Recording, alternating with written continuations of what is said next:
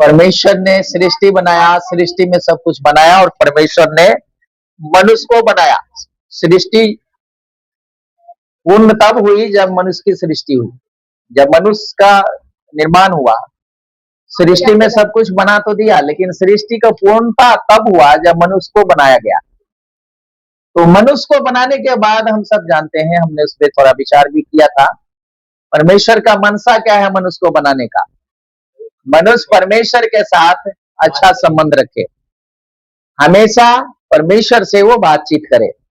लेकिन हम मनुष्य क्या हो जाते हैं, ज्यादातर हमारे पास परमेश्वर से बात करने के लिए हम में से किसी के पास जल्दी टाइम नहीं होता। अगर जो टाइम हमारे पास होता है तो परमेश्वर से बात करने के बजाय हम मोबाइल में बात करने में ज्यादा बिताते हैं, या किसी अपनों के साथ बैठ करके बिताते हैं, या ज्यादातर सो करके बिता देते हैं। व्यर्थ, उसे क्या कहते हैं, व्यर्थ। जब तक हम ड्यूटी करते हैं तब तक तो चलो ड्यूटी करते हैं, वो समय तो परमेश्वर ने नहीं कहा कि हमें दे। लेकिन एक समय ऐसा होता है जो कि समय हमारे पास होता है, जो दे सकते हैं परमेश्वर के साथ, बिता सकते हैं परमेश्वर के साथ। वो सब चीजें हम में से बहुत लोग नहीं जानते और ना ही जानने वाले करते भी नहीं है। बहुत सारे लोग इस दुनिया में, उनका मानना है कि सिर्फ क्या करना है, 2 मिनट या 5 मिनट के अंदर ही हम परमेश्वर से अच्छे से बातचीत कर लेते हैं। क्या एक कोने में, किसी कोने में एक या तो जो है पत्थर का मूर्त रखा हो, या तो फिर जो है मिट्टी का मूर्त रखा हो, या तो फिर कागज का मूर्त रखा हो, उसके सामने बाजार से खरीद के ला करके धूप बत्ती या अगरबत्ती और नहाकर फटाफट और 2 मिनट के अंदर जो है 2-4 बार सबके सामने में घुमा देते हैं, ऐसा हम हो गया, बस वो हमसे बात करते। क्या बात हुआ उससे, कुछ बात होता है क्या? ना तो आप कुछ बोलते हो, सिर्फ बोलते हो आप मन के अंदर, या मुंह से भी मंत्र उच्चारण कर रहे होगे, लेकिन उसने क्या कहा, कभी सुना आपने? उसने कभी आपसे बात करी है? जिसने ऐसा किया, मैं पहले करता था तो ये सब करता था, तो जितने का नाम आता था सबका नाम लेते हुए घुमाता रहता था, है ना। और जितने नाम नहीं आता था तो ये कहता था जिनको हम नाम नहीं जानते, 56 करोड़ का नाम लेते थे। क्या 56 करोड़ देवता बोल करके उसको नाम से ऐसे घुमाते थे। भाई नाम नहीं जानते हैं तो हम 56 करोड़ मतलब सबको लपेट लिया इसी में। तो ऐसा लगता था बस हो गया। तो हम तो करते थे, लेकिन उसको मिलता था भी नहीं कि पता नहीं, ये नहीं मैं जानता था उस टाइम, लेकिन मेरा विश्वास था मैं जो कर रहा हूं अच्छा है। लेकिन अब पता चला है कि वो मैं कर रहा था, लेकिन वो उसको कबूल भी कर रहे थे कि नहीं कर रहे थे, कोई प्रमाण नहीं था हमारे पास। लेकिन आज जो है, हम जो प्रभु से बात करते हैं तो प्रभु भी हमसे बात करता है। जब हम प्रभु को कुछ कहते हैं तो परमेश्वर भी हमसे कुछ कहते हैं। और वो कैसे कहते हैं? वचन के द्वारा। हम अपने वचनों से कहते हैं, मुंह से कहते हैं, परमेश्वर अपने वचनों से हमसे क्या करता है? बात करता है। हालेलुया। तो जब परमेश्वर दुनिया को बनाया था, हम जानते हैं, तो दुनिया में सूर्य, चंद्रमा, पेड़ पौधा, ये वो फलाना ढिमकर जो दिख रहा है सब कुछ है। और आज दुनिया जो है उन सब के पीछे पागल हुए पड़े हैं। सूरज को पूजने में पूरा ऊर्जा लगा देते हैं, सूर्य के सामने लोटा पानी जो है डालते हैं और वो पानी सारा नीचे जमीन में गिरता है। सूरज तो एक बूंद भी पानी लेता नहीं है, लेकिन उनको लगता है हम सूरज को जल चढ़ा रहे हैं, एक आस्था। लेकिन क्या कहीं ऐसा कहा गया, कहीं जी मैं उस जल को पी रहा हूं करके बोल रहा है ना। गंगा जी देखो, स्वयं गंगा है ऐसा बोलते हैं। गंगा जी को भी लोग क्या करते हैं, चढ़ाते हैं कुछ, तो गंगा में पानी में प्रवाहित कर देते हैं, बह जाता है। गंगा जी को बनाने वाला परमेश्वर, उसको लोग ढूंढते। चांद बनाने वाला परमेश्वर, जो दुनिया के अंदर रात में रोशनी बढ़ा देने के लिए चांद को बनाया परमेश्वर, और वो भी समय के अनुसार जो है परमेश्वर ने बनाया है, उसको लोग मानते हैं, उसका पूजा करते हैं। उसके आगे क्या करते हैं? जो भी अर्घ देना होता है क्या करते हैं? वो देते हैं। कुछ समय ऐसा होता है, आने वाले दिनों में, बीत गया समय मालूम नहीं ये आने वाला है, क्या देते हैं? कुछ चढ़ावा देते हैं। क्या? जो अनाज हम खाते हैं उसी अनाज को कुछ स्पेशल बनाते हैं, है ना। पूरी पकवान बनाते हैं, खीर बनाते हैं, है? और उसको हम देते हैं जो वो खाएंगे ऐसा सोचकर, लेकिन क्या खाते हैं वो तो खाते हम ही है ना। सच में वो खाएंगे भी नहीं, हमारा एक विश्वास है, आत्मा है। लेकिन क्या कभी उनकी बात हम सुनते हैं, जो वो हमसे क्या बोला है, किस तरह का खाना मुझे पसंद है वो कहता है, ऐसा बोला है क्या? कभी हमने सुना है?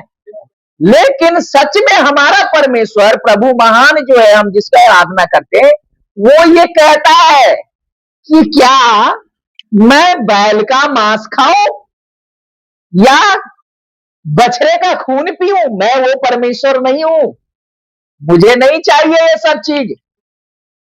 लेकिन चढ़ाने वाला कहता है बलि देंगे हम, है बैल के, बछड़े का, बकरे का, खस्सी का, भेड़े का बलि चढ़ाकर कहते हैं मैं खुश करता हूं। लेकिन हमारा परमेश्वर कहता है मैं इन चीजों से प्रसन्न होने वाला नहीं हूं। मैं तेरे विचार से, मैं तेरे शुद्धता से, मैं तेरे मन के अंदर जो मेरे प्रति भय है, मैं उन्हीं बात से प्रसन्न हूं। मेरा जो चढ़ावा है, तेरा सबसे मेन चढ़ावा वो है जो सच्चे मन से तू मेरी बातों को मान और मेरे किए हुए बातों को सुन, सोच कर, समझ कर उसके लिए सिर्फ धन्यवाद दे। वही मेरा धूप दान है, वही मेरा चढ़ावा है, मैं उसी से संतुष्ट होता हूं। अगर मुझे अनाज खाना होता तो मैं तुझसे मांगता क्या? ये सब तो मेरे ही, मैंने तुझे खाने के लिए दिया है। तू जो पशु का खून बहाता है मेरे लिए, तू खून बहाएगा तब मैं पीऊंगा, खून मुझे पीना होगा तो मैं पी नहीं सकता क्या? लेकिन हम में से बहुत सारे ज्ञानी अपने आप को कहते हैं, वो कहता है हम परमेश्वर को खुश करते हैं बलि देकर। अरे भाई, आप बलि देकर खुश नहीं कर रहे, आप अपने आप को खुश कर रहे हैं। परमेश्वर दुखी होता है। और हमारा परमेश्वर जब दुनिया बनाने के बाद, दुनिया के बना करके मनुष्य को बनाया, तब कहा अब ये दुनिया पूरी हुई। लेकिन परमेश्वर से बातचीत करने के बजाय वो किसी और से बातचीत करने लग गए। क्या हो गया? पतन हो गए, यानी कि पाप में डूबना शुरू हो गए।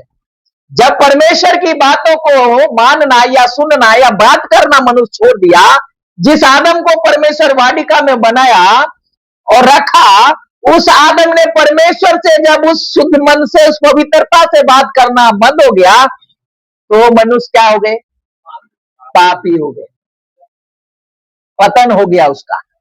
तो पतन जब हुआ तो एकदम से परमेश्वर उसको नाश नहीं किया, उसको सुधरने के लिए बार बार ऑप्शन दिया उसको। तो जब सृष्टि का निर्माण की हमने कहानी, अभी हम देखते हैं परमेश्वर के पतन के बारे में 3 अध्याय उत्पत्ति के किताब निकाल, 3 अध्याय को हम 1 से लेकर 13 वचन तक पढ़ेंगे। फिर उसके बाद हम, आप सब विचार करना, आप ध्यान से सुनिए, जोर से पढ़ो कोई। यहोवा परमेश्वर ने जितने बनेले पशु बनाए थे, उन सब में सर्प धूर्त था। उसने स्त्री से कहा, क्या सच है कि परमेश्वर ने कहा, तुम इस वाटिका के किसी वृक्ष का फल न खाना? स्त्री ने सर्प से कहा, इस वाटिका के वृक्षों के फल हम खा सकते हैं, पर जो वृक्ष वाटिका के बीच में है, उसके फल के विषय में परमेश्वर ने कहा है कि ना तो तुम उसको खाना और ना उसको छूना, नहीं तो मर जाओगे। तब सर्प ने स्त्री से कहा, तुम निश्चय ना मरोगे, वरन परमेश्वर आप जानता है कि जिस दिन तुम उसका फल खाओगे, उसी दिन तुम्हारी आंखें खुल जाएंगी और तुम भले बुरे का ज्ञान पाकर परमेश्वर के तुल्य हो जाओगे। अतः जब स्त्री ने देखा कि उस वृक्ष का फल खाने के लिए अच्छा और देखने में मनभाऊ है और बुद्धि देने के लिए चाहने योग्य भी है, तब उसने उसमें से तोड़कर खाया और अपने पति को भी दिया और उसने भी खाया। तब उन दोनों की आंखें खुल गईं और उनको मालूम हुआ कि वे नंगे हैं, इसलिए उन्होंने अंजीर के पत्ते जोड़ जोड़ कर लंगोट बना लिए। तब यहोवा परमेश्वर जो दिन के ठंडे समय वाटिका में फिरता था का शब्द उनको सुनाई दिया। तब आदम और उसकी पत्नी वाटिका के वृक्षों के बीच यहोवा परमेश्वर से छिप गए। तब यहोवा परमेश्वर ने पुकार कर आदम से पूछा, तू कहाँ है? उसने कहा, मैं तेरा शब्द बारी में सुनकर डर गया क्योंकि मैं नंगा था इसलिए छिप गया। उसने कहा, किसने तुझे बताया कि तू नंगा है? इस वृक्ष का फल खाने को मैंने तुझे मना किया था, क्या तूने उसका फल खाया है? आदम ने कहा, जिस स्त्री को तूने मेरे संग रहने को दिया है उसी ने वृक्ष का फल मुझे दिया है और मैंने खाया। तब यहोवा परमेश्वर ने स्त्री से कहा, तूने यह क्या किया है? स्त्री ने कहा, सर्प ने मुझे बहका दिया, तब मैंने खाया। हालेलुया। यहां हम क्या देख रहे हैं? परमेश्वर की मनसा, परमेश्वर की जो सृष्टि है, परमेश्वर की मनसा ये थी कि मनुष्य जो है परमेश्वर के साथ हमेशा वार्तालाप करता रहे। और यहां हमने देखा है कि उसके बारे में बताया गया कि हर रोज परमेश्वर ठंडे समय में वाटिका के अंदर क्या करता था? फिरता था और आदम के साथ बात करता था, रहता था वहां। लेकिन यहां पर हमने क्या देखा है? आदम क्या किया? परमेश्वर ने उनको क्या कहा था और आदम ने क्या किया? और किसके कहने से किया? क्यों किया? ये सब क्या आप अब अपने आप इसमें जो है ना विचार करके बोल सकते हैं। यहां हम देखते हैं, यहां पर लिखा है मनुष्य के पापी हो जाने का वर्णन। मनुष्य, पहला पॉइंट, मनुष्य पापी कैसे हुआ? आपसे पूछ रहा हूं। परमेश्वर के आज्ञा ना मानकर। और आप बहन आप बताओ, मनुष्य पापी कब हुआ?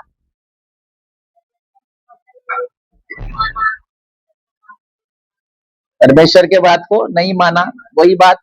और कोई आप बताओ। परमेश्वर की आज्ञा को उल्लंघन करा और पत्नी की बात। तो पत्नी के बात नहीं मानना चाहिए।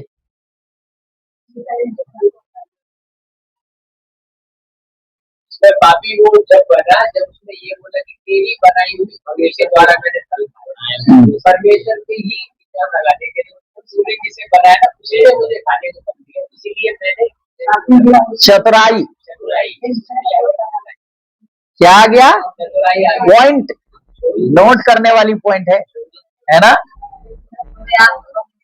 परमेश्वर तू नहीं बनाता तो मैं उसके कहने पे न वो रहते न मैं फल खाता, तो तूने बनाया। ये शब्द पॉइंट है ना? मनुष्य चतुर बन गया, जैसे भले बुरे का ज्ञान लिखा है ना, जो वो ज्ञान ऐसे था उस पेड़ का, भले बुरे दोनों का ज्ञान रखने वाला पेड़ था वो। और उसने जैसे खाया तो उनके अंदर चतुराई आ गई, कैसे अपने आप को बचाना है वो भी समझ आ गया। पहले ऐसा नहीं था। पहले क्या कपड़ा पहना हुआ था जब परमेश्वर बात करता था? लेकिन कब वो कपड़ा की जरूरत पड़ी उसको? जब वो परमेश्वर के विरोध काम कर दिया। मतलब आज्ञा जो परमेश्वर दी थी उस आज्ञा को नजरअंदाज कर दिया। बिल्कुल कर सकता था। अब वहां पर भी देखते हैं, वो खाने का कारण था। वहां पर खाने का ये कारण था कि वो उस टाइम में वो भोला था। नहीं, वो एक कहने के लिए हम कह भी सकते हैं, लेकिन एक ये भी कह सकते हैं, जब वो पत्नी वो पहले पत्नी खाई, बाद में पति को दिया, तो पति भोला था उस टाइम। उसको पता नहीं था कि ये फल जो है ना मेरे लिए नुकसान हो गया फल, वो याद नहीं रखा। परमेश्वर ने जो कहा ये फल नहीं खाना, नहीं तो तू मर जाएगा, वो भूल गया।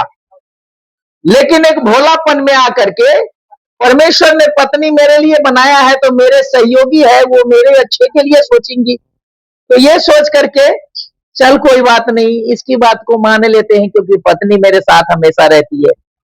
नहीं मानेंगे तो कहीं ये नाराज ना हो जाए। आज भी देखते हैं ना, हर पति पत्नी से डरते हैं। क्यों डरते हैं?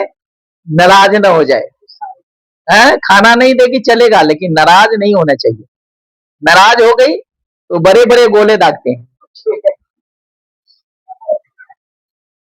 बात घुमा फिरा करके बोलती है ना तो बड़ा लगता है कि एकदम बम चल रहा है। सीधा सीधा नहीं बोलेंगे, घुमा फिरा करके मारेंगे गोले।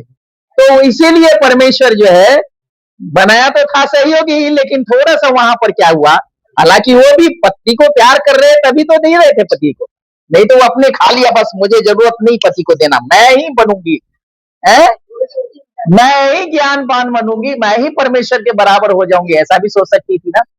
लेकिन ऐसा नहीं हुआ। वो पति को बड़ा प्यार करने वाली पत्नी होती है। आज भी पत्नी पति के प्यार करती है। दूसरा कोई पति को बोल दे तो उसको नोच खाएंगे। पति तो सह भी लेगा, लेकिन पत्नी नहीं सह सकती पति के अगर बारे में कोई बोल दे तो। क्यों? क्योंकि वो प्रेम करती है, सच्चाई है। वचन के अंदर प्रभु का कहा हुआ शब्द एक भी झूठा नहीं हो सकता है।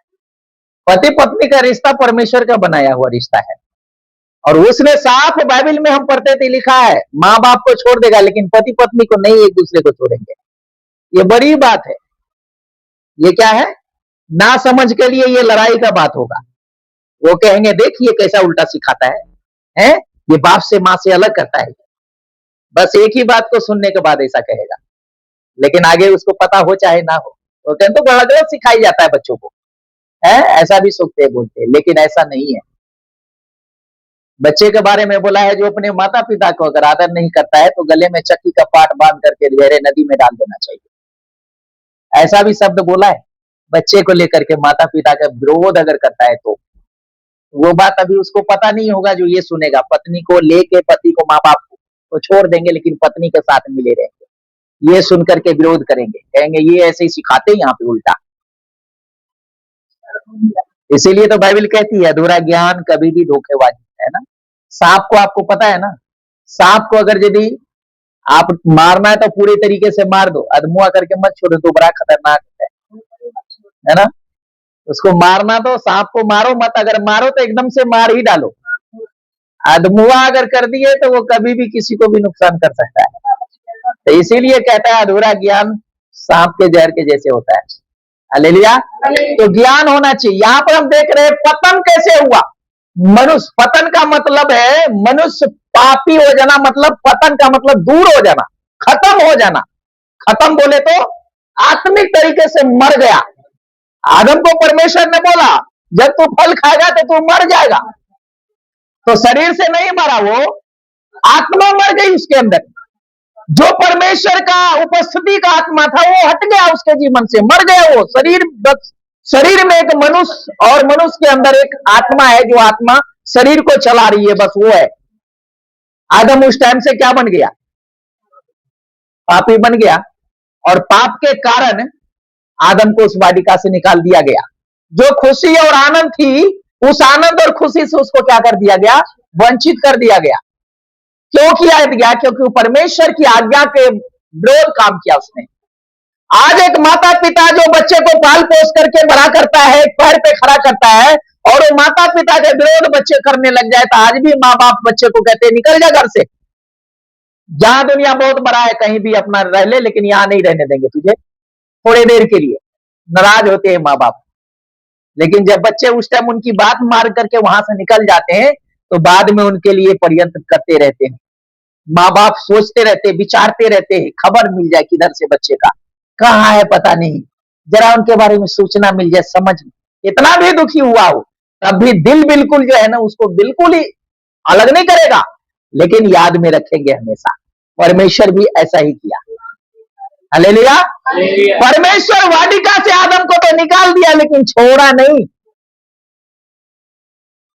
जहां भी वो आदम गया उनकी जरूरत के लिए हर चीज परमेश्वर मुहैया कराता रहा, लेकिन बार बार परमेश्वर उस आदम को फिर से लौटने के लिए बहुत बातों को सामने रखा, लेकिन उस बात पे उनका मन नहीं लगा, क्योंकि जिसने उसको बहकाया वो इस तरह से उसको घुमा दिया दुनिया के अंदर, इतना ज्यादा उनको संसार में अभिलाषा को जन्म दे दिया उसके जीवन के अंदर, इतना ज्यादा उसके अंदर शारीरिक अभिलाषा आ गया कि उस टाइम में वो भूल गया कि मुझे किसने बनाया, क्यों बनाया, उसके साथ मेरा क्या रिश्ता है। वो उस अभिलाषा में डूबता चला गया। बच्चे को जन्म दिया, वचन में लिखा है पहला ही बेटा दोनों जन्म लिया। भावनाएं कैसी थी, उसी भावना के तहत परमेश्वर ने उसको दो बेटे तो दिया, दोनों का दो आत्मा उसमें रहा। एक परमेश्वर की ओर मन लगाने वाला, दूसरा संसार में मन लगाने वाला। लेकिन थोड़े देर के लिए वहां देखें तो परमेश्वर में मन लगाने वाले को संसार वाले मार डाला। आज जो नेकी करते हैं, इतिहास गवाह है, जो नेकी के रास्ते में चलते हैं उसको मार ही खाना पड़ता है, उसको ठोकरें ही खानी पड़ती है, उनको कष्टों से गुजरना पड़ता है।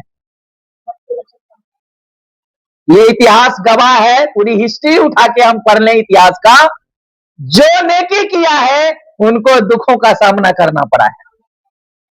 हालेलुया। परमेश्वर के साथ चलने वाले केन को, हाबिल को केन ने मार डाला। पाप बढ़ती ही चली गई, घटा नहीं। पहले तो सिर्फ आज्ञा तोड़ा, अब खून भी होने लगे, लहू का भी बहाना शुरू कर दिया गया। इसी तरह पाप बढ़ता रहा, परमेश्वर से और दूर चले जाते रहे, जाते रहे, जाते रहे। बहुत सी बातें इसमें हम पढ़ते हैं, है ना। लेकिन परमेश्वर है, कभी छोड़ता नहीं है, वो हमेशा। वो आदम वहां पर क्या कह रहा है, जब लास्ट में हमने पढ़ा तो क्या करे, जिसको तूने बनाया था उसने मुझे खाने को दिया। अगर नहीं देते तो मुंह फुला लेते, अकेली खा गई, मेरे को तो दिया नहीं है। होता है ना।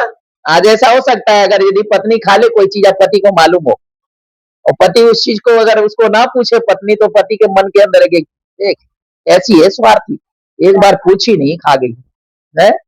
बेशक से दे ना दे, वाला खाए ना खाए अलग बात है, पूछना फर्ज बनता है। हवा भी क्या किया, उस प्रेम को दिखाया, भाई हम जैसे हैं वैसे हमारा पति होना चाहिए, पति मेरे साथ बैठने वाला होना चाहिए, तभी तो लेके गई उसके पास। और दोनों मिलकर क्या हो गए, परमेश्वर के दृष्टि में पापी बन गए। परमेश्वर बातचीत करना बंद कर दिया उससे। अगर आप नाराज होते हैं बच्चे से तो क्या करते हैं, पहला काम बात करना बंद कर देते हैं, है ना। कई दिन बीत जाता है, मन तो करता है लेकिन नाराजगी है। ठीक है, मम्मी खाना छोड़ दी बेटा के कारण, बेटा भी खाना छोड़ दिया। न तो बेटा को मम्मी बोल रही है खा, न मम्मी को बेटा बोल रहा है खा, दोनों भूखे हड़ताल में बैठे हुए हैं। ये अपनी पत्नी को बोलते हैं खाने, तो कह रहे हम नहीं खाएंगे। उनका अंदर मलाल है जो बेटा कुछ बोले आके। बेटा के पत्नी बोल रही है खाना खा लो, तो बेटा भी नहीं कह रहे तू चुपचाप खा ले, तू ज्यादा मत बोल। अब वो भी बेचारी खा ले रही है, मम्मी मेरे को आके बोले कुछ। दोनों में क्या है, प्यार तो है लेकिन जाहिर नहीं कर पा रहे। हाँ, उस दिन मैं जाके बता के आया, मैं दोबारा पूछ भी नहीं पाया जो क्या है मोहन। कल ममता पापा आए होंगे तो बताए होंगे आप लोग। हाँ, मैं बोल के आया, मैं टाइम नहीं, मैं तेल लेने जाना था, मैं बोला 9 बज गया दुकान बंद हो जाएगा, तो मैं समझा के चला गया। मैं बोला बहन खाना पड़ेगा, अगर नहीं खाओगे तो मैं कभी नहीं आऊंगा। और उसको भी बोला मम्मी से माफी मांगो। बहू भी बोलिए, मैं बहू को मैं उनका नाम लिया, मैं बोला बेटा माफी मांगो मम्मी से, खाना नहीं खा रहे, खाना खिलाओ। वो थप्पड़ भी मारेंगे तो बर्दाश्त करना पड़ेगा, क्योंकि माँ है वो। अब वो नाराज है तो उसको मनाना किसका काम है, दूसरा का काम है। प्यार तो है लेकिन जाहिर करना मुश्किल हो जाता है। परमेश्वर प्यार तो करता है लेकिन ताड़ना दिया है, मां से निकाला। तो यहां कहते हैं मनुष्य का पतन हो गया, पतन हो जाता है ना। आगे हम पढ़ते हैं यहां, अगर 13 से लेकर के आगे 24 वचन तक हम पढ़े तो कुछ बातों को वहां देखेंगे। परमेश्वर जो है क्या करता है, फिर सबका न्याय भी करता है। हाँ, सारी बातों का न्याय परमेश्वर है। हाँ हाँ पढ़िए, पढ़ो कृष्ण, हाँ पढ़िए। हाँ, अब देखो परमेश्वर न्याय क्या कर रहा है। आदम को वहां से तो निकाल दिया है ना। आदम को क्या किया है उस वाटिका से, अभी हम इसमें देखेंगे उस बात को। हाँ, इसमें आएगा। हाँ, क्योंकि अभी हमने देखा, बाद में तो बहन आरती पढ़ो, आप पढ़ो, एक मिनट। है बहन, नहीं दिख रहा है? क्रिस्टन आप पढ़ो तो। तब यहोवा परमेश्वर ने सर्प से कहा, तूने जो ये किया है, इसलिए तू सब घरेलू पशुओं और सब घरेलू पशुओं से अधिक शापित है। अधिक क्या है? शापित है। तू पेट के बल चला करेगा और जीवन भर मिट्टी चाटा। इसका मतलब है कि सांप उस टाइम में पेट का बल नहीं चलता होगा, है? अरे आप चुप रहो, इच्छाधारी के छोड़ो। इच्छाधारी कैसे, कहाँ लिखा है कहीं लिखा? कहीं लिखा है तो प्रमाण दो मुझे, कहानी मत बताओ मुझे। यहाँ क्या लिखा है? तब परमेश्वर ने सांप दिया है, तू पेट के बल चला करेगा। इसका मतलब क्या निकालेंगे? पॉइंट क्या होना चाहिए? सिस्टर पढ़ाती है बच्चों को, वो ज्यादा खोज खोज करके बच्चों को सिखाती होगी, क्या सिस्टर? ऐसा है? इसमें क्या हम देख सकते हैं, किस चीज पे हम विचार कर सकते हैं? इसका मतलब पहले एक आपको जो शैतानी रूप में माना गया है, तो वो चलता फिरता इधर उधर, वो अपना रूप बदल।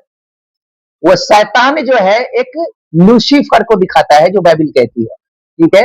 वो सर्प तो एक जानवर है, लेकिन यहाँ जो पॉइंट है वहां ये मैं इस चीज को दिखाना चाहता हूँ। यहाँ लिखा है सांप जब दिया है तब कहता है तू पेट के बल चला करेगा। तो इसका मतलब है सांप उससे पहले पेट के बल नहीं चलता था। वो सांप पूंछ के बल खड़ा होता है, अभी भी देखते होंगे खड़ा होता है ना? यूं यूं यूं यूं चलता है। लेकिन अब क्या है? यूं नहीं चलता है, अभी यूं चलता है, पूरे सीधा होके तब चलता है। लेकिन पहले, अभी भी आप देखे होंगे तो कई सांप, मैं गांव में देखा हूं, सांप जो है ना पूंछ खड़ा ये करके आधा से ऊपर शरीर यूं यूं करके यूं यूं चलता है। लेकिन यहाँ पहला पॉइंट क्या है? परमेश्वर ने क्या कहा है? तू सांप दिया है परमेश्वर। हाँ, आगे पढ़िए। और जीवन भर मिट्टी चाटता रहेगा। जीवन भर मिट्टी चाटता रहेगा। या जानवरों को भी खाता है ये, लेकिन ना मिले जानवर तो क्या चाटेगा? वो क्या खाएगा? मिट्टी चाटेगा। तो जब कीड़ा मकोड़ा मिलता है तब तो उसको पकड़ लेता है, लेकिन ज्यादातर सब अपना जान बचाते हैं ना। कीड़ा मकोड़ा भी भाग जाता है उसको देख करके, हाहाट ही सुन करके। तुक्के की बात है, कभी पकड़ा जाए तो अलग बात है ना? कुछ भी कीड़ा पकड़ा है, कुछ भी पकड़ ले, वो तुक्के की बात है। हमेशा नहीं मिलता होगा जैसे आपको आटा चावल मिल जाता है? घर में रखते हैं ना आटा चावल, तुक्के में तो नहीं मिलता ना, पहले से संजो के रखते हैं। लेकिन पशुओं को, जो पशु हम जो है ना जिसको हम इस्तेमाल करते हैं, उसके लिए भी रखते हैं सब कुछ। पालने वाले पशु के लिए भी रखते हैं, लेकिन जानवर जो जंगली है उनके लिए कुछ रखा हुआ है क्या परमानेंट? तो परमेश्वर उस तरीके से सब न्याय किया है सबका। मिट्टी तो हमेशा परमानेंट है ना, मिट्टी तो परमानेंट है ना। तो यहाँ परमेश्वर उसको खाने के लिए क्या बोल दिया? जीवन भर तो मिट्टी चाटता रहेगा। हालेलुया। लेकिन बाकी चीज उसको जीवन में नहीं मिल रहा है, कभी मिलता कभी नहीं मिलता होगा, है ना? तो यहाँ कहता है तो जीवन भर क्या करेगा? मिट्टी चाटता। हाँ, और मैं तेरे और इस स्त्री के बीच में और तेरे वंश और इसके वंश के बीच में हाँ। मैं उत्पन्न करूंगा। देखो क्या कह रहा है? मैं तेरे और इस स्त्री के वंश के बीच में क्या करूंगा? सांप को पालते हैं हम में से कोई? मुझे लगता है कि कहीं पर सांप कोई नहीं पालता। सपेरा भी पालता है तो वो सांप को बच्चा का नहीं पालता है, वो जवान सांप को पकड़ के दांत निकाल के तब रखता है ना? पालने का मतलब होता है कि जैसे हम भेड़ पाल लेते हैं, बकरी पाल लेते हैं, कुत्ता पाल लेते हैं, बिल्ली पाल लेते हैं, सांप ऐसे नहीं पालते। वो इसलिए पालता है कि उसको मदारी दिखाना होता है, इसलिए वो पालता है। उससे कोई खेती नहीं कराना होता है, दूध नहीं निकालना होता है, इसलिए पालता है सपेरा। सपेरा उसको दिखा करके नौटंकी पैसा कमाने के लिए पालता है, ठीक है? या कभी निकालता है जहर निकालने के लिए, जो दवाई वगैरह में डलती है उसके लिए वो पकड़वाता है। पकड़ने वाले जो है ना, पकड़वाने वाले सरकारी ऐसा कुछ होता है, कुछ ऐसी मेडिसिन है जिसमें सांप का जहर पड़ता है। जानते हैं इस बात को? बिना जहर का मेडिसिन नहीं बनता, जिस जहर को खाकर इंसान मरता है। ठीक है, सो ये ज्ञान कौन देता है? परमेश्वर, है ना? हालेलुया। ये समझने वाली बात है। हाँ, आगे। वह तेरे सिर को कुचल डालेगा और तू उसकी एड़ी को डसेगा। तू उसके एड़ी को डसेगा, वो तेरे सिर को। सांप को जान से मारना है तो एड़ी को ही, ऐसे सिर को ही कुचलना पड़ेगा, तभी वो मरता है, बाकी जल्दी सांप वैसे मरता। आगे। वे स्त्री से उसने कहा, मैं तेरी पीड़ा और तेरे गर्भवती होने के दुख को बहुत बढ़ाऊंगा। अब देखो यहाँ आता है, पहले किसको परमेश्वर ने न्याय किया? पहले किसको श्राप दिया है? क्यों दिया उसको? क्या वो सरफ था? वो शैतान था जो सरफ के रूप में आया। उस शैतान के कारण सरफ क्या पड़ गए? श्रापित हो गए, क्योंकि शैतान डायरेक्ट नहीं आया अपना रूप में, सांप का रूप लेके आया। उसके वजह से वो सरफ क्या हो गया? दोषी हो गया। परमेश्वर के नजर में दोषी होने के कारण परमेश्वर श्राप दे दिया उसको। पहले जिसने भड़काया, जिसने बहकाया, उसको परमेश्वर गुस्सा दिखाया। उसके बाद नंबर आता है उसको जिसने उसके कहने में आया, उसको क्या बोला? फिर स्त्री को, हाँ, स्त्री को, जो स्त्री बनाया था उसको परमेश्वर ने बोला, मैं तेरी पीड़ा और तेरे गर्भवती होने के दुख को बहुत बढ़ाऊंगा। मैं तेरे गर्भवती होने और पीड़ा को, दर्द को बहुत क्या करूंगा? बढ़ाऊंगा। तू पीड़ित होकर बालक उत्पन्न करेगी। हाँ, और तेरी लालसा तेरे पति की ओर होगी। हाँ, और वह तुझ पर प्रभुता करेगा। वह तुझ पर प्रभुता करेगा, है ना? मतलब प्रभुता का मतलब अधिकार जताएगा, राज करेगा। आज देखते हैं ना, चाहे कितना भी पढ़ी लिखी स्त्री हो, स्त्री ही स्त्री को समझाती है पति के अधीन में रहकर तो बात बर्दाश्त करके रहे। कितना भी पढ़ी लिखी स्त्री हो, वो यही समझाती है। क्यों? ये वचन परमेश्वर का कहा हुआ शब्द है, इसीलिए ऐसा कहते हैं। प्रधानमंत्री है ना, जो प्रधानमंत्री बनी थी इंदिरा गांधी, वो भी पति के ऊपर धारा जमाने के लिए नहीं, वो भी पति के आदर करने वाली थी, है ना? परमेश्वर यहाँ कह रहा है वो अधिकार जताएगा। तो ऐसा है, प्यार दोनों का होना चाहिए, लेकिन अधीनता में रहने की बात यहाँ पे कही गई, अधिकार के साथ। तो माँ बाप जो बेटी को भेजते हैं, हम कहते हैं पति पत्नी के साथ तभी रिश्ता अच्छा रहता है जब पत्नी पति के बातों में रहे। जब पति के ऊपर पत्नी के ऊपर पति जब अधिकार जताने लग जाए तो वहां खटपट शुरू हो जाता है। फिर प्यार नहीं, वहां पर लड़ाइयां झगड़े होते हैं, फिर एक दूसरे से खुश नहीं है ना? तो इसलिए ये वचन के अनुसार होता है और होना चाहिए। हालेलुया। हाँ, आगे। आदम से उसने कहा, तूने जो अपनी पत्नी की बात सुनी। आदम से भी परमेश्वर ने कहा, तूने जो अपनी पत्नी की बात सुनी। और जिस वृक्ष के फल के विषय में मैंने आज्ञा परमेश्वर ने किसको दी थी फल खाने के लिए? आदम को। हवा तो सुनी थी, और चलो हवा सुनी नहीं सुनी अलग बात है, हाल तो आदम देखा था ना जी ये फल किस पेड़ में का है। परमेश्वर ने सोचा फल के लिए तो मैंने तुझे मना किया था ना, फल का पहचान तो तुझे था, जो मैंने उस फल के बारे में बोला था, तो तूने क्या किया? अपनी पत्नी की बात तूने मानी। मैंने जो कहा वो बात तेरे दिमाग में नहीं रहा। आगे क्या होता है? और जिस वृक्ष के फल के विषय में मैंने तुझे आज्ञा दी थी, तू उसे ना खाना, तो तूने खाया है, इसलिए भूमि तेरे कारण शापित है। भूमि तेरे कारण क्या है?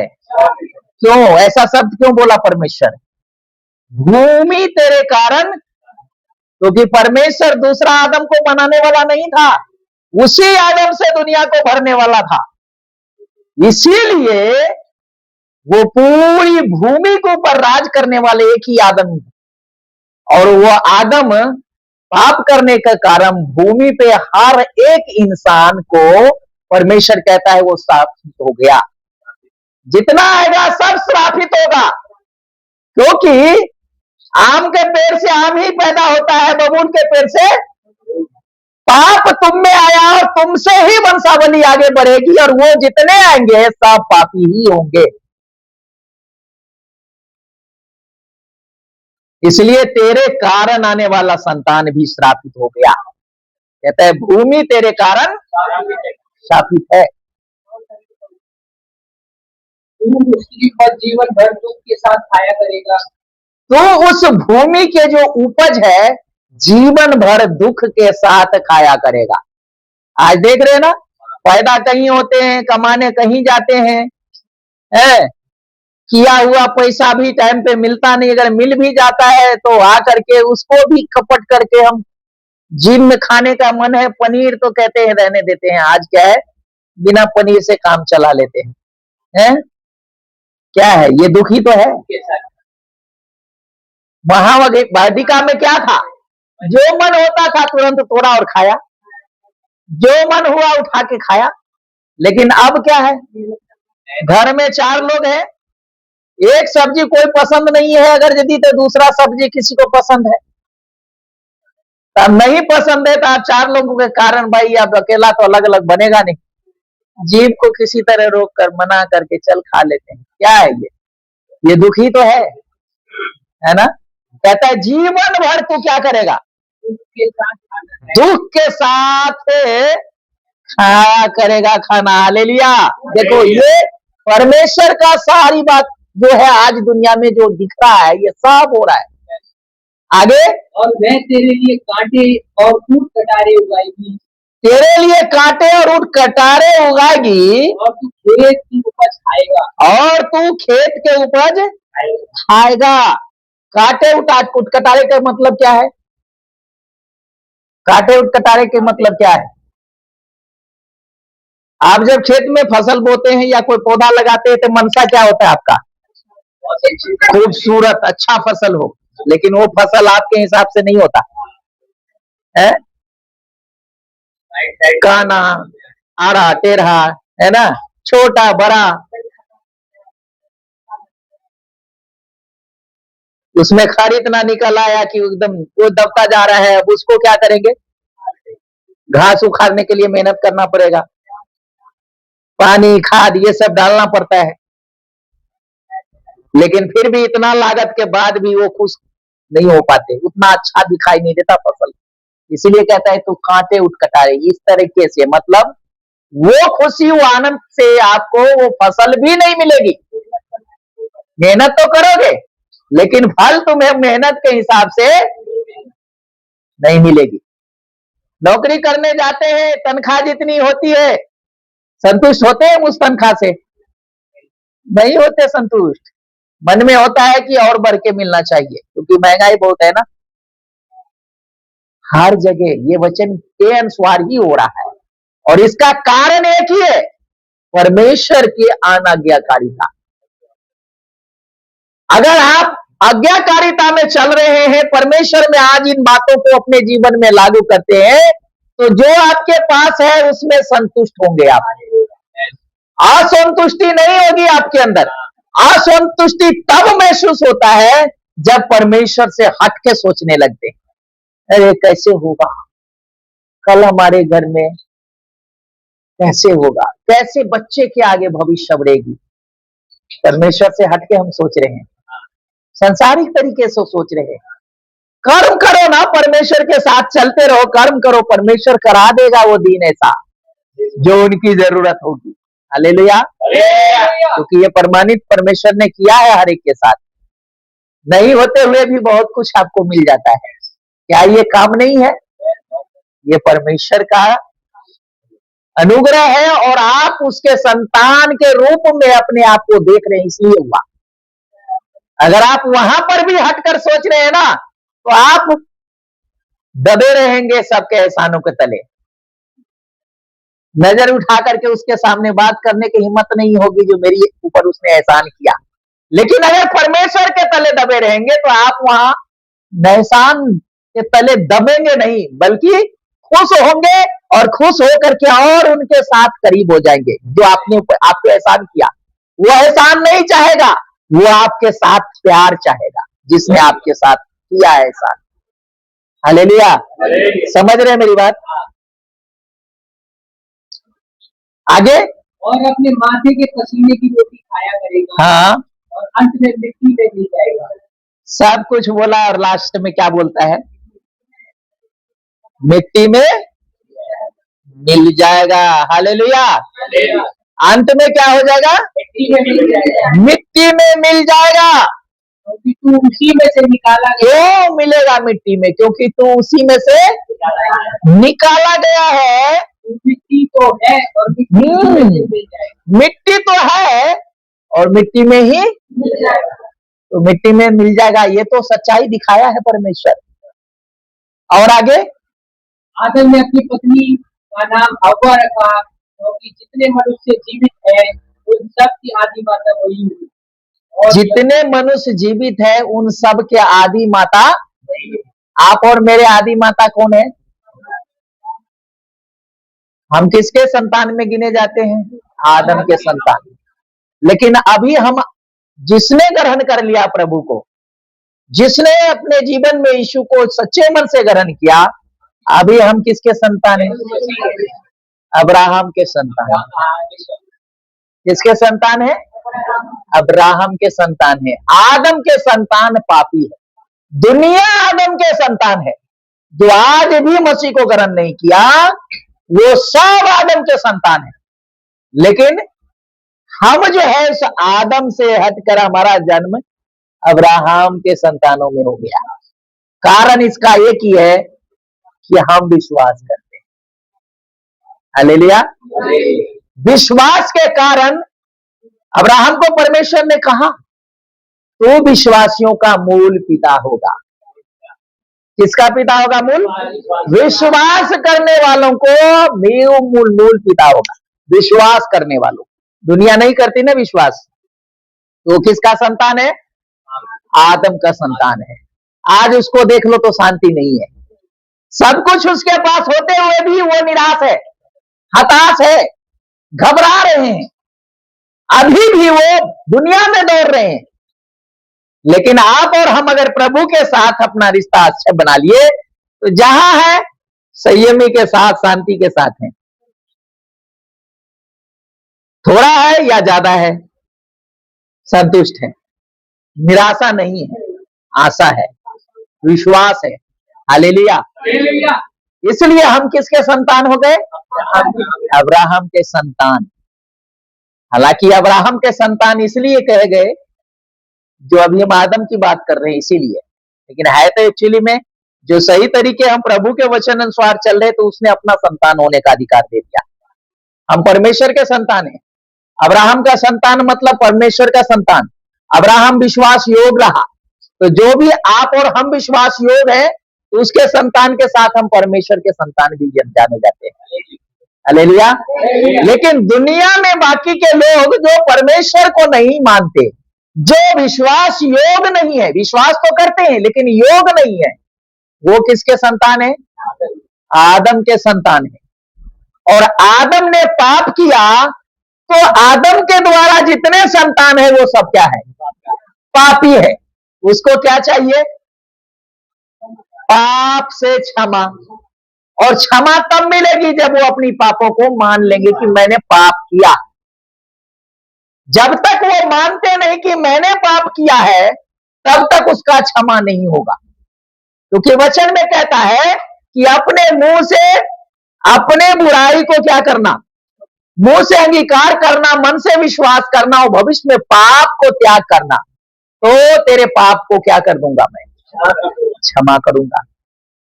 तो यहां पर परमेश्वर के करीब आने के लिए अपने जीवन को पाप मुक्त बनाना पड़ेगा। और पाप मुक्त नहीं बनाने वाले परमेश्वर से दूर चले गए। इसीलिए यहां पर जो 3 अध्याय की कहानी में हमने देखा, यहां है पाप का क्या? पाप के कारण मनुष्य का पतन हो गया। अगर कहानी हम देखें तो परमेश्वर समय समय पे तुरही को फूका है। अब्राहम के जन्म से पहले परमेश्वर ने नूह को नियुक्त किया और नूह के द्वारा क्या किया, उन आदम के सारे संतानों को बचाने की योजना बनाया। परमेश्वर प्रेम करता है। आदम को परमेश्वर ने निकाल तो दिया, लेकिन हर समय उनको बचाव में योजना बनाता रहा। लेकिन आदम है कि पाप में डूबता ही चला गया, उस अभिलाषा में डूबता ही चला गया, भूल गया कि एडेन की वाटिका में मेरे साथ किसकी बातचीत होती थी। खुशी तो चाहिए, आनंद तो चाहिए, लेकिन बिना कर्म किए। तो बिना कर्म किए तो कुछ भी हो सकता। अगर यदि वो फल खाने के बाद भी अगर परमेश्वर वहां से निकाला नहीं होता, तो वैसा सुख आदम आज भी चाहता है कि मुझे बिना किए ही सब कुछ मिल जाए। संभव है? नहीं है संभव। हालेलुया। यहां परमेश्वर के जो वचन है, मनुष्य को परमेश्वर के साथ रिश्ता कैसे बनाना है, उन बातों को परमेश्वर बताता है। परमेश्वर यहां सबको श्राप दिया है। पहले श्राप उसे दिया है जिसने उसकी सृष्टि को बिगाड़ा। मत्ती में हम देखते हैं, कहता है ठोकर का लगना तो अवश्य है, हाय उनके ऊपर जिनके द्वारा ठोकर लगती है। ठोकर तो लगेगा, पाप तो होगा, लेकिन पाप करवाने वाले व्यक्ति ज्यादा दोषी होंगे। करने वाले तो दोषी होंगे ही, वो भी नहीं बचेंगे, लेकिन ज्यादा दोषी होंगे करवाने वाले।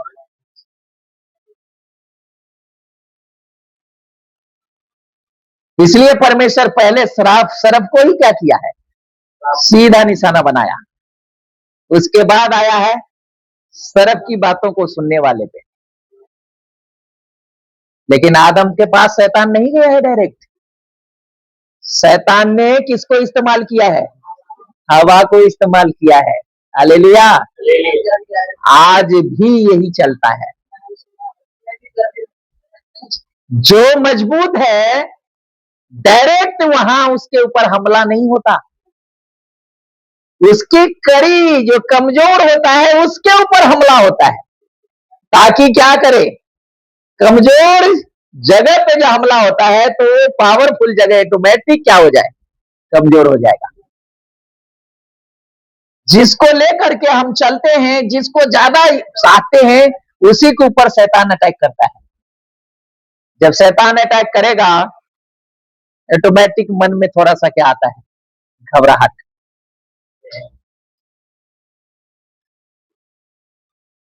लेकिन जब हम परमेश्वर की आवाज को सुन लेंगे और जब हम उसकी सुरक्षा में आ जाएंगे, तो भय क्या हो जाएगा। आदम कहां डरा था, जब उसने आज्ञा तोड़ी उसके बाद डरा। उससे पहले वो डरा नहीं कभी था, कहीं नहीं लिखा। हर रोज ठंडे समय में परमेश्वर बात करने के लिए फिरता था वहां, और तब जो है आदम और हवा खुलेआम बात करता था परमेश्वर से। आज इंसान परमेश्वर से बात यदि नहीं कर रहा है, तो कहीं न कहीं परमेश्वर के विरोध उसके मन में पाप है, कहीं न कहीं उनके विचार में पाप है, कहीं न कहीं वो परमेश्वर की आज्ञा को जानबूझ के तोड़ रहा है। इसीलिए परमेश्वर से डरते हैं, मन में संदेह पैदा होता है, परमेश्वर मेरे लिए करेगा कि नहीं करेगा, शायद मेरी प्रार्थना सुनी जाएगी कि नहीं सुनी जाएगी, पता नहीं क्यों नहीं हो रहा है, आगे कैसा होगा। निराशा का जीवन, और वो निराशा का जीवन उन्हीं के अंदर पैदा होता है जो परमेश्वर से अलग होते हैं, जो उसके उपस्थिति को नहीं हमें अपने जीवन में रहने देते हैं। हालेलुया। कई बार हमारे मुंह से हम कुछ भी ऐसे बोल देते हैं, सुनने वाले को बुरा लग जाता है। जबकि क्या होना चाहिए, बाइबल वचन हमें याद रखना चाहिए, अपने ही हित की नहीं। क्या कहता है बाइबल, दूसरे के हित की बात करो, है दूसरे के हित की भी चिंता किया करो, बात नहीं करो, चिंता करो। तो चिंता करने का मतलब क्या होता है, उसके लिए करना। उसके लिए चिंता मतलब होता है तो जो हम चिंता करते हैं वो करते हुए उसको देखना चाहते हैं, है ना। कई बार हम एक दूसरे को बात नहीं मानते। अगर हम कहें कि जी यहाँ नहीं वहां बैठना, ऐसे बोल दिए वहां बैठने के लिए, बुरा लग गया, यहाँ से कैसे उठने के लिए बोल दिया, है ना। ऐसा होगा भी, होता है ना। ये क्या है, ऐसा भी बात आता है। आज्ञाकारिता ऐसा जीवन होना, हालेलुया। तो परमेश्वर के वचन का बहुत बातें इसमें अभी हम सीखते रहेंगे, अभी टाइम नहीं, हमारा निकल गया, अब नहीं उतना टाइम बचा हमारे पास। अभी इसको हम पूरा हम सीखेंगे, इसीलिए मैं कहा कंटिन्यू आप सब आइए। बीच बीच में आप गायब करेंगे तो नहीं समझ पाएंगे। पहली बार हमने देखा था सृष्टि का निर्माण, लेकिन वो सृष्टि परमेश्वर से दूर कैसे हुआ, परमेश्वर के दृष्टि में सृष्टि कैसे खराब हो गया, पतन कैसे हो गया। आज हमने कुछ बातों को देखा, है ना। आज्ञा नहीं मानकर, क्या नहीं करके, आज्ञा नहीं मानकर। आज्ञाकारिता परमेश्वर के करीब लाता है। हो सकता है आप बाइबल डेली पढ़ते होंगे, मैं नहीं पढ़ता। हो सकता है मुझसे ज्यादा आपका वचन याद हो, मुझे नहीं याद। मैं तो जब खोलता हूं तभी मुझे याद आता है, बात पहले मुझे याद नहीं रहती कैसे बोलना क्या बोलना करके। क्यों? क्योंकि मेरे जो अंदर जो है ना, कुछ ऐसा है कि मतलब वो मेमोरी या तो बोलो खराब हो गया है, जो उसमें बैठा नहीं रहता, मतलब रुकता नहीं है, डिलीट हो जाता है। या तो बोले तो उसमें क्या हो जाता है, जो नहीं रिकॉर्ड होता है क्या होता है जो रिकॉर्ड नहीं, छूट नहीं, कुछ उसमें स्किप हो जाता है, ऐसा भी बोल सकते हैं। और एक और वो जो खराब शब्द है वो क्या है, खराब शब्द क्या होता है, तो मेमोरी में जो रिकॉर्ड नहीं होता है तो क्या बोलते हैं उसके लिए, खराब, खराब हो गया, मेमोरी खराब हो चुकी है ना, खराब हो चुकी है ना। तो ऐसा सोच लो कि मेरी मेमोरी शायद खराब हो गई है ना, क्योंकि खराब ही शब्द इस्तेमाल करूंगा अपने लिए, आपके लिए नहीं कर सकता वो सब, जो परमेश्वर ने, है ना। कुछ चीजें हमें याद रहती, कुछ नहीं रहती, भूल जाता हूं। लेकिन जब हम सब्जेक्ट वाइज सब्जेक्ट जाते हैं ना, तो परमेश्वर हमसे बात करता है, हालेलुया। अभी हमने देखा है, पहले हमने क्या देखा, सृष्टि का निर्माण परमेश्वर ने क्यों किया, किस लिए किया, कैसे किया, क्या भावना थी उनको करने का, है ना। उसके बाद हमने आज देखा है, तो कुछ देखा है कि मनुष्य कैसे परमेश्वर के दृष्टि में कितना अच्छा होने के बाद भी क्या हो गया है, पापी बन गए। और इसके दृष्टांत में अगर यदि हम उसके हम पढ़े, अभी नूह का हमने कहानी पढ़ा नहीं, लेकिन नूह को परमेश्वर कैसे इस्तेमाल किया, उन्हीं में से तो एक नूह भी था ना।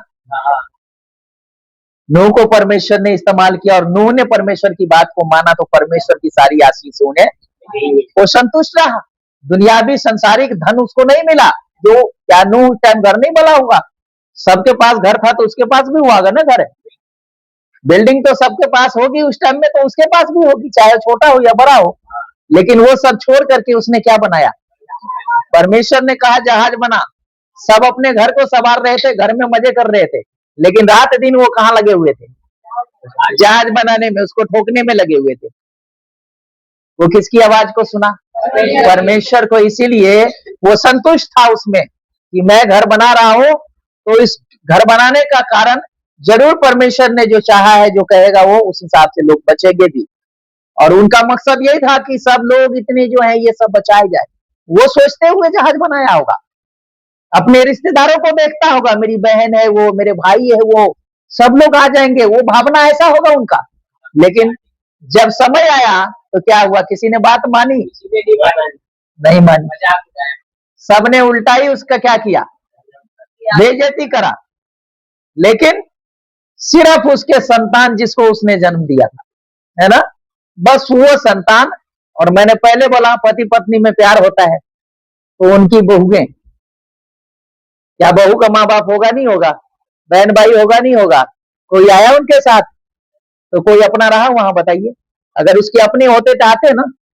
अब इसका तो अपना था पत्नी, या अपना माँ बाप था, तो माँ बाप की बात को माना बेटा, बेटा माना तो बेटा का घरवाली भी अपने पति का बात मान लिया, लेकिन बाकी किसी ने माना किसी का बात? ना तो भाई माना, ना तो बहन माना, किसी ने नहीं माना। सिर्फ पति पत्नी के वहां कहानी दिखता है ना? अब माँ बाप की कहानी दिखता है। दो ही चीज दिखता है, पति पत्नी या माँ बाप, माता पिता या पति पत्नी। ये परमेश्वर के दृष्टि में अहम है ये रिश्ता। बाकी का रिश्ता से बढ़कर ये दो रिश्ता है। इसलिए बाइबल में माता पिता के विषय में आज्ञा दी गई है, पति पत्नी के साथ जीवन की बात कही गई है, भाइयों की बात बाद में कही गई है, लेकिन उतना डीपली में भाइयों की बातों में उतना नहीं कहा। हाँ, मत्ती के किताब में आकर प्रभु यीशु ने कहा है भाइयों को प्यार करने के लिए, उनको क्षमा करने के लिए, है ना? ये बात कहा है यीशु मसीह ने, क्षमा करना, सारी बातों को कहा है। लेकिन माता पिता और पति पत्नी ये दो रिश्ता पूरी जड़ है, बुनियाद है। सो मेरे प्रियो, परमेश्वर और हमारे बीच भी माता पिता के एक रिश्ता है। ये रिश्ता ही हमको परमेश्वर के करीब लाता है। और जब हम सब इस बात को जानते और इस पे मन लगाते हैं तो बाकी का रिश्ता हमारा जो है ना नहीं काम आता। रिश्तेदार, भाई भी आएगा तो थोड़ी देर चला जाएगा उसके बाद, लेकिन पत्नी भी बगल में बैठी रहेगी, पति भी बगल में बैठा रहेगा, माँ बाप भी साइड में बैठे रहेंगे उसी बच्चे के पास ही, है ना? वो भी नहीं छोड़ेंगे। बीमार कोई हो, माँ बाप छोड़ के जल्दी नहीं जाएंगे कहीं, पति पत्नी भी नहीं जाएंगे छोड़कर, लेकिन भाई आएंगे, वो भी क्या करेंगे, जा रहा हूं मैं अपने काम के लिए, बच्चे के लिए। बहन आएगी, बहन भी जाएगी अपने घर द्वार देखने के लिए। पड़ोसी भी आएंगे तो पड़ोसी भी क्या है, वो भी ऐसे करेंगे। सच्चाई है। हालेलुया। तो नूह के द्वारा परमेश्वर चाहा तो बचाना, लेकिन उन दिनों में भी लोगों ने क्या नहीं की, नहीं सुनी। वो बहुत चतुर हो चुके थे उन दिनों में, चालाक हो गए थे। अरे ये नूह पागल हो गया, इतना अच्छा घर को छोड़ करके ये कहाँ जा रहा है, ये लकड़ी के जहाज में जा रहा है? इतना अच्छा मरमर जो है ना, है संगमरमर का जो पत्थर लगाया, इतना अच्छा खूबसूरत डिजाइनिंग किया घर है, और इसको छोड़ करके इस जहाज में जा रहे हैं। देखो पागल है ये बुढ़ा। लेकिन जब समय ऐसा आया तब उसी बुढ़ा के पास सब गया, लेकिन समय देर हो चुकी थी। क्या हो चुकी थी? आज भी दुनिया में परमेश्वर इस तरह के जहाज, आप और हम लोग एक जहाज की तरह है। एक हम जैसे जो चिंता करने वाले आप में से कोई है, वो जहाज के बनाने वाले एक क्या है, एक कारीगर है, एक मिस्त्री है जो जहाज ठोकाई कर रहा है, बनाई कर रहा है। वो कोशिश कर रहा है उस जहाज में क्या करे। लेकिन आज भी बहुत से ऐसे अपने ही हैं जो आपका अनादर करते हैं, आपको निरादर करते हैं, आपको भला बुला कहते हैं, आपको तुच्छ जानते हैं, आपको उल्टा सीधा बोल करके आपके मन को दुखी करते हैं। मेरे प्रियो, ये तो शुरुआती से ही ऐसा होता आ रहा है, तो आगे अभी भी होगा और आने वाले दिनों में इससे भी बढ़ के होगा। तो क्या करना चाहिए हमको? प्रभु को छोड़ देना चाहिए? नाश होना है तब तो प्रभु को हम छोड़ दें, लेकिन अगर जीवन में जाना है तो सभी समस्याओं का सामना करने के लिए अपने आप को क्या करना है? तैयार करना है। हालेलुया। तो परमेश्वर का धन्यवाद। आज हमने क्या सीखा इस वचन के द्वारा?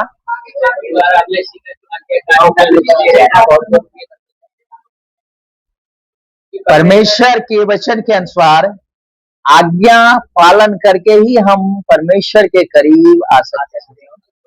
अगर हम अपनी समझ का सहारा लेते हैं, आज्ञा का पालन नहीं करते, तो इसका मतलब है परमेश्वर के विरोध हम काम को कर रहे हैं। सो परमेश्वर का धन्यवाद, उसके नाम की स्तुति हो।